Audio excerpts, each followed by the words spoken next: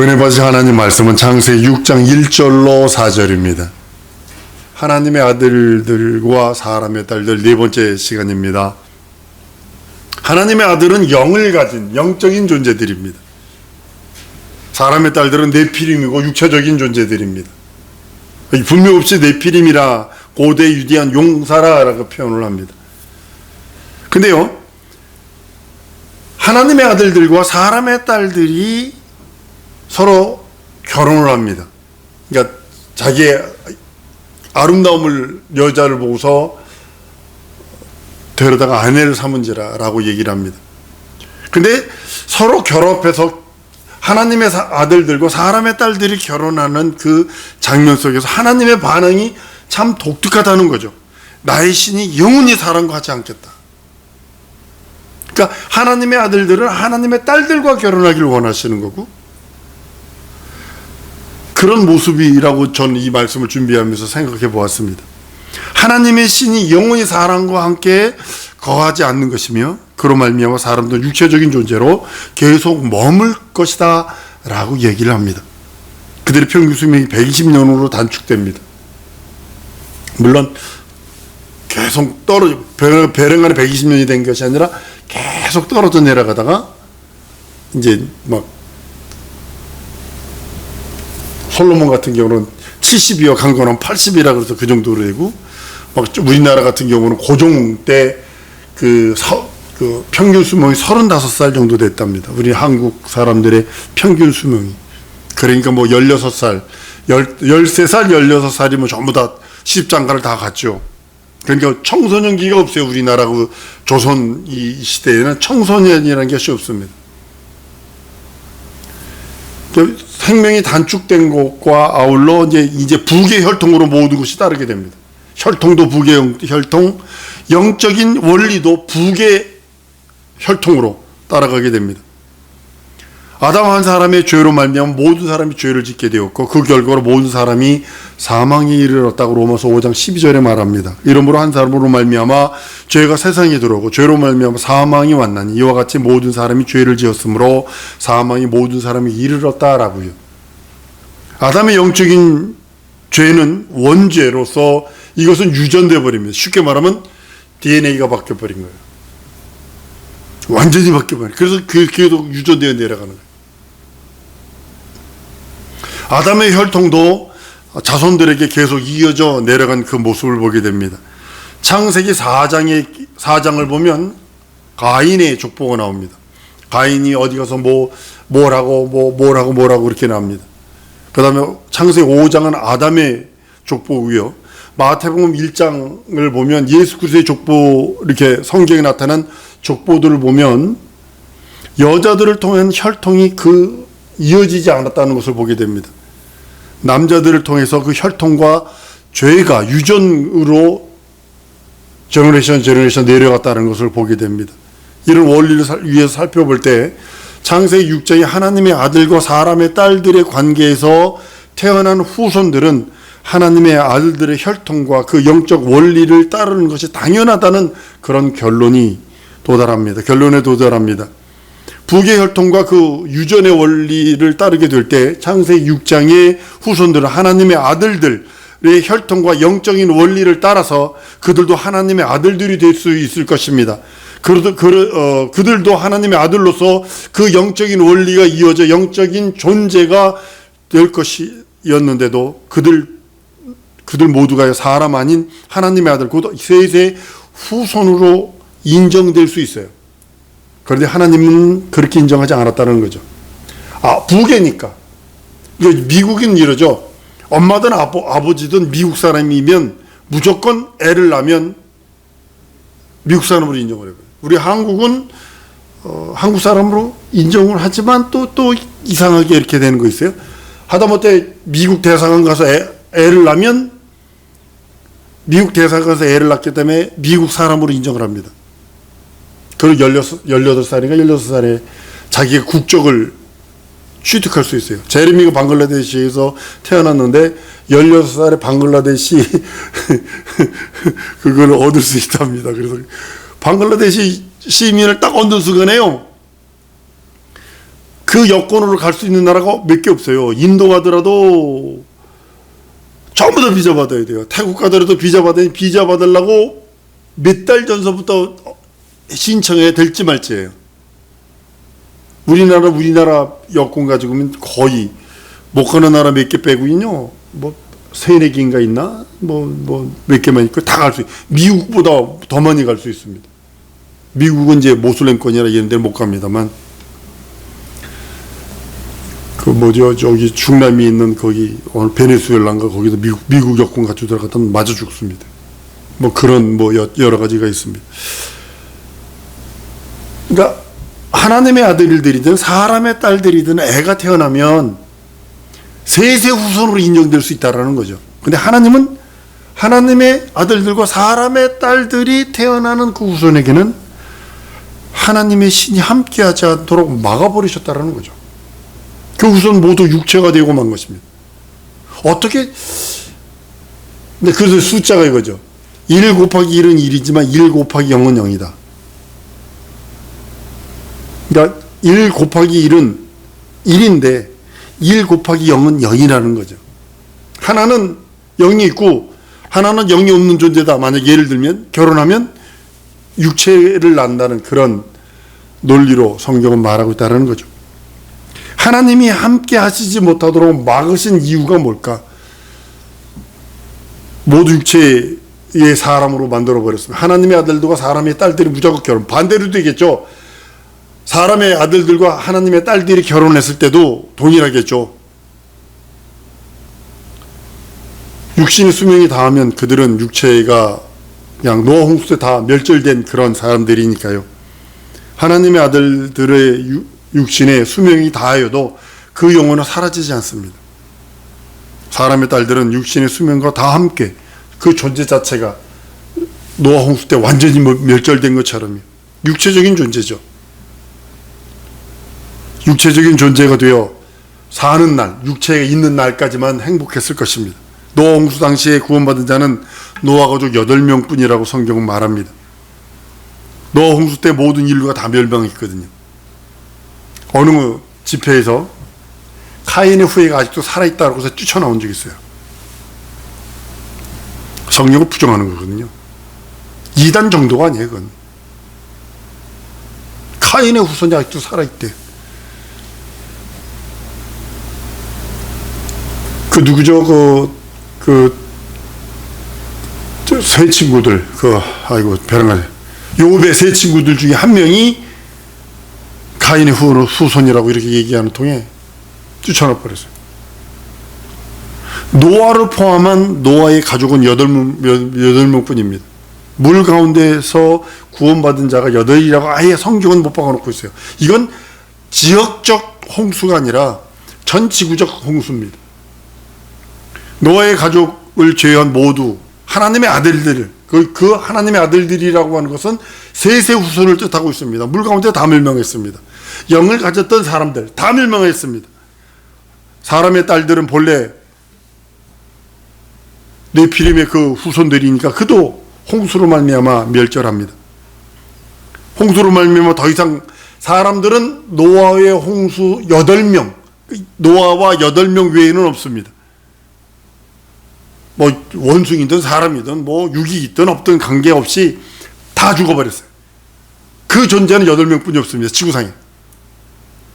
하나님의 아들들과 사람의 딸들 사이에서 태어난 후손이 홍수로 말미암아 모두 다 사라지게 됩니다.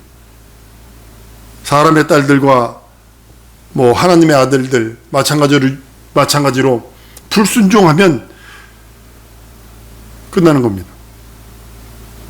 하나님의 아들들은 홍수로 말미암아 육체의 수명을 다해서 육체는 사라졌지만 그 영은 존재하거든요.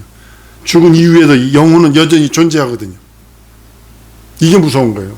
육체가 다라면 오케이, 한 세상 아싸 하면서 살 수 있어요. 걸리지만 않으면 되지. 아내한테든 남편한테든 부모한테든 친구들한테든 그 누구한테든 걸리지만 않으면 돼. 그리고 아싸 하고 살면 돼요. 그러나 죽음 이후에 영혼이란 존재가 영생을 해야 되기 때문에 우린 여기에 대해서 긴장하고 사는 겁니다.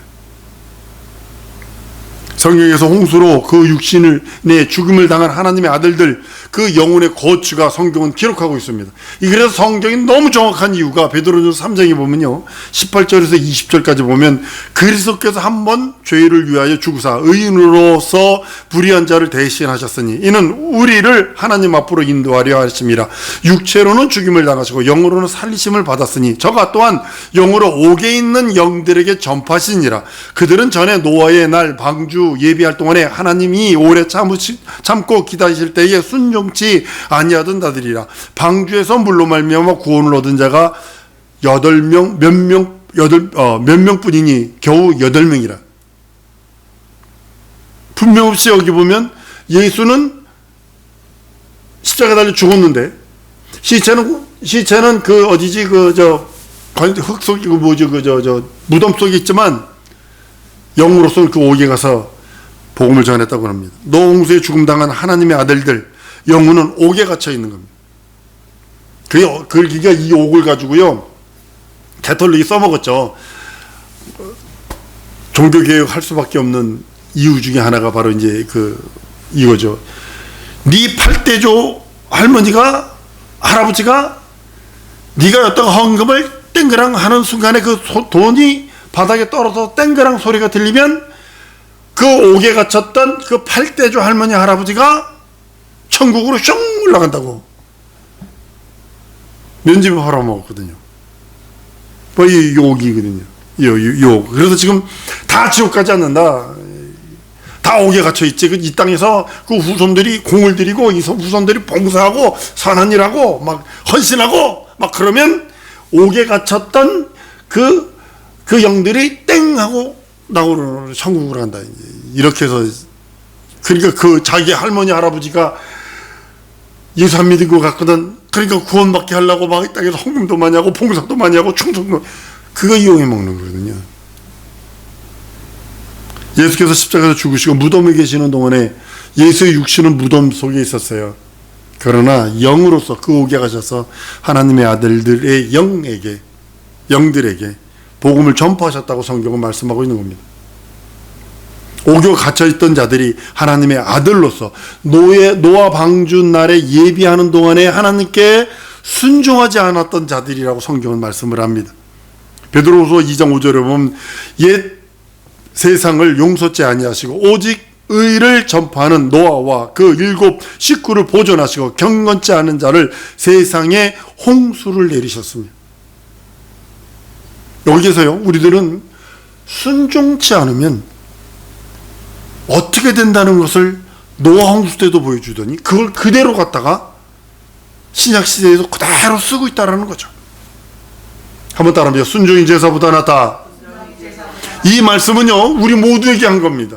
구약시대 때 무슨 제사를 위한 그것이 아니라 순종치 않았던 노아 8명만 순종이고 나머지는 순종치 않음으로 인해서 멸절당한다는 그런 말씀하는 겁니다.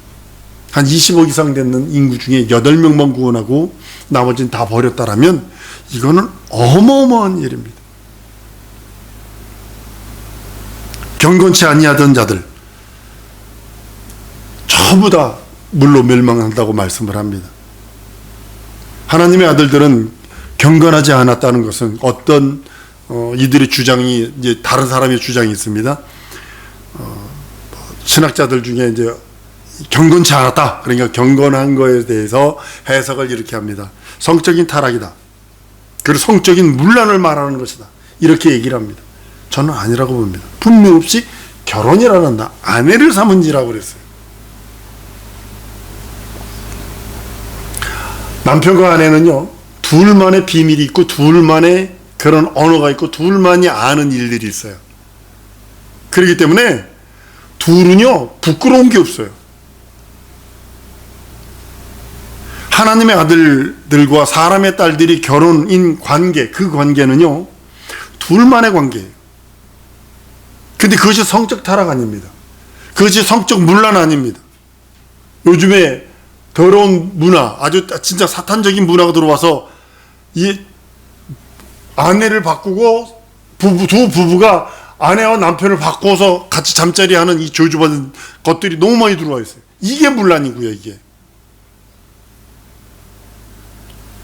창세기 1장의 사람들 중에서 하나님께서 생기를 부어 생명이 되게 하신 목적도, 하나님의 사람, 그 사람에게 생기를 부으신 목적도 경건한 자손을 위해서라고 성경은 말씀을 합니다. 하나님의 아들들이 그 경건성을 지키지 못하고 하나님께 불순종함으로 노아 홍수가 초래됐다라고 성경은 말씀하고 있는 것입니다. 어떤 이들은요, 민수기를 보면서 그럽니다. 네피림이 멸망하지 않았다. 모세 때도 여전히 네피림이 있었다. 오늘 읽었던 본문에 보면 네피림이 있었고 고대 유명한 자라 그랬던 그 네피림이 민수기에도 모세 때에도 있었다라고 주장을 합니다. 민수기 13장 33절에 보면 거기서 또 네피림 후손 아낙 자손 대장부들을 보았나니 우리는 스스로 보기에도 메뚜기 같으니 그들 보기에도 그와 같을 것이다. 모세가 가나안 땅을 정탐하기 위해 이스라엘 지파 12명의 그 12지파 중에 한 명씩 뽑아냅니다. 정탐꾼을 뽑습니다. 그들이 갔다 와서 보고하는 거 그것이었습니다. 가나안 땅을 정탐하고 돌아왔는데 모세 앞에서 백성들에게 말합니다. 참 적각 꾸리고 그런 땅입니다. 그러더니 이렇게 얘기를 하더니 그 대신 여호수아와 갈렙 빼고는 10명의 정탐꾼들이요 얘기한 것이 바꿔요. 네피림의 후손이 있습니다. 우리 보기엔 메뚜기 같아요. 우리는 마치 메뚜기 같아요. 그러더니 가나안 땅에 거하는 자들은 네피림의 후손 아낙의 대장부들이라고 표현을 해서 자기들이 마치 메뚜기처럼 별 볼일 없는 그런 하찮은 존재처럼 인정했다는 거죠. 그건 정탐꾼의 의견일 뿐이지 가나안 땅 사람들을 보니까 그 사람들이 네피림이 아니라 아낙 자손들이 그렇게 키가 크고 장대했다라는 거죠. 그들 보기에 아낙 자손이 워낙 장대했기 때문에 마치 홍수 전에 부모로부터 기록된 것을 들었을 때 네피림도 있었는데 그들은 고대 유명한 용사라는 소리를 들었을 것입니다. 그러니까 마치 그것을 그대로 그렇게 표현했던 것 같습니다. 네피림의 후손이라고 표현한 것이 바로 그런 의미라고 생각을 합니다. 만약에 모세 시대 네피림의 후손들이 여전히 존재했다라면 하나님의 말씀이 거짓말이 되어버려요. 여러분이 들고 있는 성경이 거짓말이 되어버려요. 홍수가 그러면 지역적 홍수가 되어버려요. 여러분 전 세계의 문헌을 찾아보면요, 부족들 문헌을 찾아보면요, 전부 다 노아 홍수에 대한 전설이 있습니다. 그리고 다 찾아보면요, 노아 홍수의 그 잔해들을 전 세계에서 다 발견합니다. 우리 때가 되면 우리 그랜드 캐년 한번 가보시거나 이런 때 미국에 가보면요, 나무 통 속에 사람이 들어가서 잘 정도로 한두 명이 아니고 중대 인구가 그 안에 들어가서 비를 피하며 쉴 수 있을 정도의 그런 나무가 넘어진 게 있어요. 나무가 얼마나 큰지 나무가 넘어졌는데 이렇게 넘어져 길을 막았어요. 근데 여기 가운데 구멍을 뚫어가지고 여기 버스가 다니는 길을 만들어 버렸어요. 그렇게 커요, 나무가. 솔방울이요? 우리는 솔방울 요만하죠? 솔방울이 이것만 합니다. 제 머리통보다 큽니다. 그런 거 지나가다 자동차에 맞아가지고 자동차가 깨져가 사고 난 게 한두 건이 아닙니다. 그 나무를 하나를 딱 자르면요, 집을 만드는데 250채를 지을 수 있어요. 미국은 전부 다 나무로 짓는데, 2층 집을 짓는데, 그 나무 하나를 딱 자르면 그 뼈대를 만드는 프레임을 250채를 지을 수 있을 정도. 한 나무가 그렇게 커요. 이게 보통 100m씩 올라가요. 용문산에 운행나무가 이렇다. 그건 게임도 안 되는 거예요. 모세 시대의 네피림의 후손들이 여전히 존재했다는 것은 거짓말입니다. 하나님의 말씀을 거짓말로 만드는 겁니다. 이거는 사탄적인 사상이기도 합니다. 하나님의 말씀은 분명히 뭐라고 했냐면 노아 홍수 때 살아남은 자는 노아 가족 8명뿐이 없다라고 그랬어요. 노아의 가족 8명 외에는 모든 인류는 다 멸망했다고 성경이 기록하고 있기 때문에 우리는 그것을 믿고 따라가는 것입니다. 네피림은 완전히 멸망하여 더 이상 생육하고 번성할 수 없게 되었어요. 여러분, 생육하고 번성하려면 최소 두 남자 한 명, 여자 한 명은 있어야 돼요.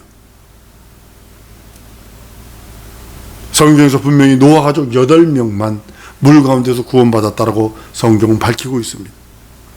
노아 홍수 그 말씀, 네피림의 후손들 존대한다는 것은 있을 수 없는 일이고, 지금은 좀 다를 수 있습니다만, 이 아시아 중에서 한국 사람들 키가 최고 컸어요. 우리 130년, 40년 전에 그 선교사의 기록을 보면요, 일본 갔다가 중국 갔다가 한국 온 그 선교사가 글을 쓴 걸 보면요, 한국 사람들은, 여자들은 진짜 예쁘게 생겼고 남자들은 키가 크고 멋있게 생겼다라고 그렇게 글을 썼어요. 그러니까 일본도 갔다 오고 중국도 갔다 온 선교사 한국 들어왔을 때 그 쓴 거예요. 키도 컸어요. 얼마나 많이 먹었는지 몰라요. 우리나라 사람들은 얼마나 많이 먹었는지 몰라요. 여러분 밥그릇 혹시 보셨어요? 그 양푼기 있죠? 쉽게 우리 양푼이요. 냉면기. 조선시대 때 사진 찍어 놓은 거 보니까 냉면기에다 밥을 그것도 하나 가득 먹읍디다. 냉면기 밥그릇이야 그게. 하나 가득이고 국구슬 줬는데 이건 세숫대야. 그렇게 먹었어요. 아주 엄청났어요. 어마어마했어요. 그러니까 장사라고 그랬거든요. 근데요, 유대인들은요, 키가 적어요. 150. 남자가 150, 160 요것뿐이 안 됐었어요. 작다고요. 그러니까 그들에 대해서 왜 나 같은 사람이 서 있어 보세요. 그럼 어깨 차는 사람들이 나를 보면 으악 그래버리지. 민수기 13장 33절의 안악자손은요, 네피림의 후손이라고 표현한 것은 모세의 정탐꾼들이 가나안 땅에 가는 아낙 자손의 장대음을 보고 두려워서, 무서워서 아낙 자손들을 네피림의 후손들이라고 비유한 거지, 네피림은 아니라는 사실입니다.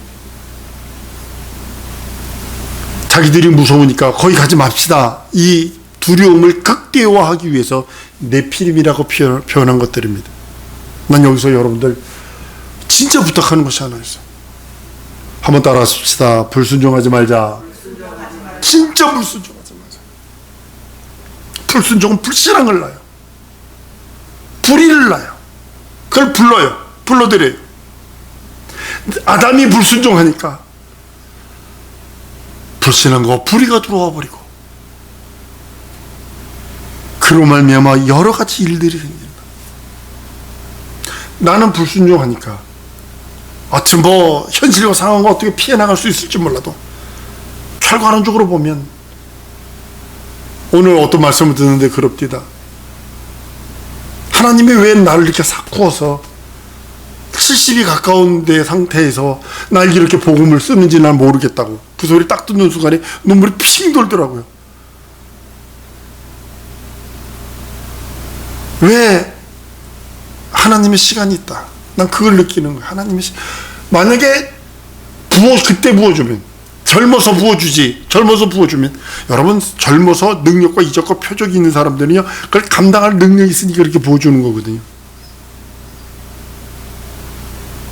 예를 들면 그 우리 이단이라고 하는 많은 이단, 뭐 어디 여기 있잖아요. 그 사람 무슨 장로였었는데 그 한강에서 집회를 하면요, 반지가 한 섬씩 나왔대요. 반지가 한 섬 두 가마거든요. 그런 지가 감남나무로 그래서 타락해가지고 그 장로였거든요. 자기가 감당 못하니까 그쪽으로 가버리는 것을 보게 됩니다. 그런데 하나님께 아까 참으로 감격한 게 뭐냐면, 하나님 한 번 더 따라하십시다. 버틸 능력 주옵소서. 믿음을 가지고 버티세요. 내가 어떻게 살까? 어떻게 먹고 살까? 그거 하지 말라니까. 너가 해도 먹고 사. 먹고 사는 거를, 먹고 입는 거, 먹고 사는 거 어떤 거? 뭐 여담입니다. 내가 누구에게 이거 좀 해주고 싶은데 못해줘서 참 안타깝다 하고 있는데 누가 잔뜩 그거 그것을 해줄 수 있도록 도와주더라고. 하나님은 그렇게 해도 역사했어요. 내가 뭐 먹고 뭐 입고 뭐 마시고에 대한 고민이 아니라 내게 한 하나님의 뜻이 있고 내게 한 하나님의 계획을 이루기 위해서 한 번 더 따랐습니다. 순종하며 살리라. 진짜 불순종하지 마세요. 진짜 불순종하니까. 우리 조상이 그랬어요. 내 모습도 그래요. 내가 불순종하면 할수록 자꾸 나의 때는 늦어진다는 사실을 아셔야 돼요. 늦어져요. 계속 늦어져요. 그 어떤 유명한 목사님입니다. 그분이 그럽디다. 날 왜 이렇게 70에 삭화가지고 40대 때 사용하지 않고 내 70 다 돼가지고 이제 삭화가지고 나 지금 이렇게 사용하는지 모르겠다고. 그 소리에 난 너무나 충격을 받고 감격을 하고. 한 번 더 따라하십시다. 하나님의 시간을 기다리자. 야, 이 시간에 우리 읽어 기도하십시다. 나 불순종하지 않고 순종하며 살겠으니 내게 믿음 주세요. 순종할 수 있는 믿음 주세요. 순종할 수 있는 믿음 주세요. 예수의 사치고 피 흘린 공로로 내 영혼에 함께 하셔서 현실과 상황과 처지를 이길 수 있는, 순종할 수 있는 능력. 말씀 앞에 예만 하고 아니오는 없고 오직 그 말씀 따라 살아갈 수 있는 능력. 그 능력 달라고 이 시간에 통성으로 기도하십니다. 다 같이 통성으로 기도하십니다.